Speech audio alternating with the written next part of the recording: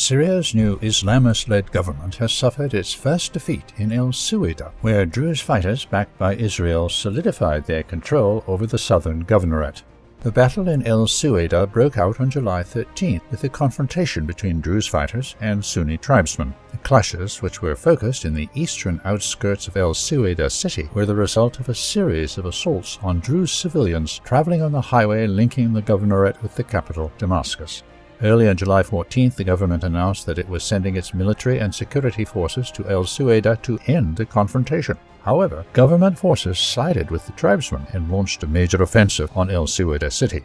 Israel, which had vowed to protect Syrian Druze after the fall of the Assad regime last December, intervened, launching a few strikes at government forces.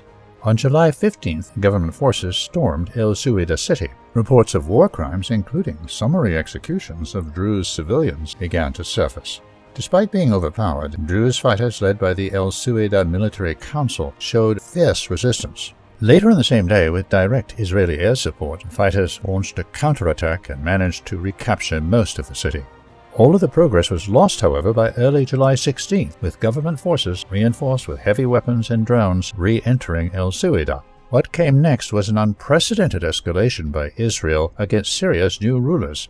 Multiple Israeli strikes hit the Syrian military headquarters as well as the presidential palace in Damascus, with Defense Minister Israel Katz declaring that the signaling in Damascus is over. Now come the painful blows.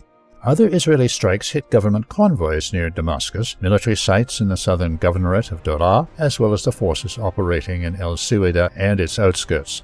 The strikes in Daraa claimed the lives of 4 senior commanders, the first instance of Israel deliberately killing officials of the new government. Late at night, the Syrian government announced an agreement with Druze leaders to end fighting, withdraw the military, and deploy security forces in the city. However, the agreement was rejected by the spiritual leader of the group, Sheikh Hikmat el-Hijri. Early on July 17th, Syrian President Ahmad el-Sharaa conceded defeat, announcing a full withdrawal from El-Suwaida. Up to 700 government troops were reportedly killed. The losses on the other side are still unclear, but at least dozens of Druze civilians were reportedly executed. The defeat in El-Suwaida was the first serious blow to the Syrian government. Despite engaging in talks with Sharaa, Israel appears to have its own agenda for Syria, which likely includes dividing the country.